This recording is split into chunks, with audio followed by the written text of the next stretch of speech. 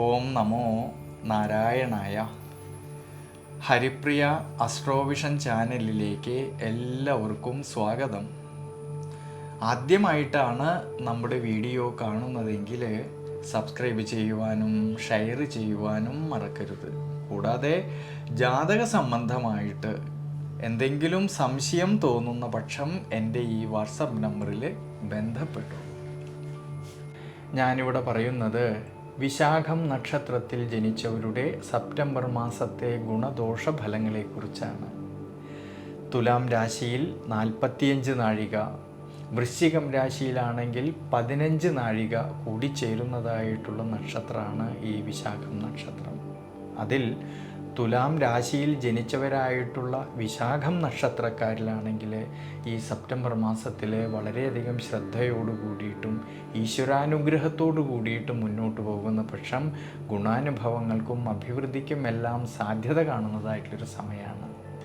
ജന്മരാശിയുടെ അധിപനായിരിക്കുന്ന ശുക്രനാണെങ്കിൽ കർമ്മസ്ഥാനത്തിലൂടെയും കൂടാതെ ലാഭസ്ഥാനത്തിലൂടെയും സഞ്ചരിക്കുന്നത് കൊണ്ടും ജന്മരാശിയിലേക്കാണെങ്കിലോ സർവേശ്വരകാരകനായിരിക്കുന്ന വ്യാഴത്തിൻ്റെ ദൃഷ്ടി വരുന്നത് കൊണ്ട് ആരോഗ്യസ്ഥിതി പൊതുവേ തൃപ്തികരമായിട്ട് കാണുന്നുണ്ട് ഈ ഒരു സമയങ്ങളിൽ.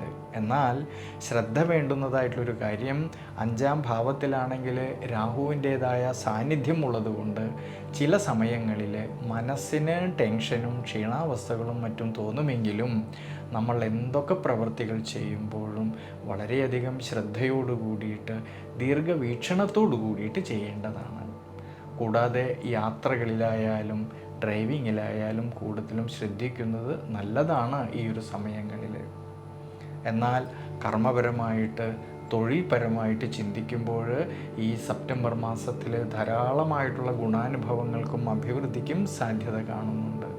അധ്വാനിച്ചതിൻ്റേതായിട്ടുള്ള നേട്ടങ്ങൾ കിട്ടുന്നതായിട്ടൊരു സമയം കൂടിയാണ് ഈ സെപ്റ്റംബർ മാസത്തിൽ.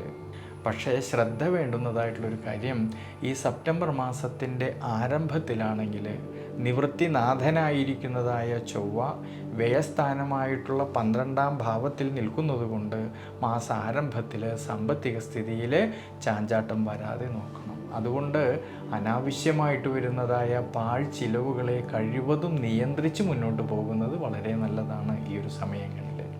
കുടുംബത്തിലാണെങ്കിലും കുടുംബ ബന്ധങ്ങളിലാണെങ്കിലും ഭാര്യാഭർത്തൃ സന്താനഭാവങ്ങളിലാണെങ്കിലും പരസ്പരം കാര്യങ്ങളെയെല്ലാം മനസ്സിലാക്കിക്കൊണ്ട് വളരെയധികം വിട്ടുവീഴ്ച മനോഭാവത്തോടു കൂടി മുന്നോട്ട് പോകുന്ന പക്ഷം ധാരാളമായിട്ടുള്ള ഗുണാനുഭവങ്ങൾക്കും സാധ്യത കാണുന്നുണ്ട്.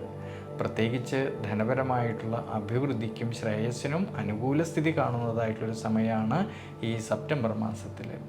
എന്നാൽ വിദ്യാർത്ഥികളെക്കുറിച്ച് ചിന്തിക്കുമ്പോഴാണെങ്കിൽ അഭിവൃദ്ധിക്കും മനസ്സന്തോഷത്തിനും മനോബലത്തിനുമെല്ലാം അനുകൂല സ്ഥിതി കാണുന്നുണ്ട് ഈ സമയങ്ങളിൽ.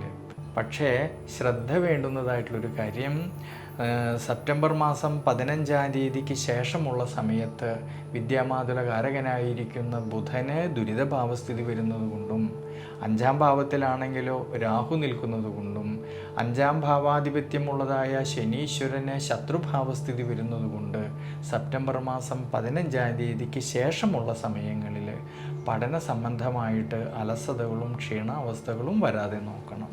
അതുകൊണ്ട് ഈ ഒരു സമയത്ത് ശിവക്ഷേത്രത്തിൽ പഞ്ചാക്ഷരി മന്ത്രം കൊണ്ട് അർച്ചന ചെയ്യുന്നതും പിൻവിളക്ക് വെച്ച് പ്രാർത്ഥിക്കുന്നതും വളരെ ഉചിതമായിട്ടാണ് കാണുന്നത്.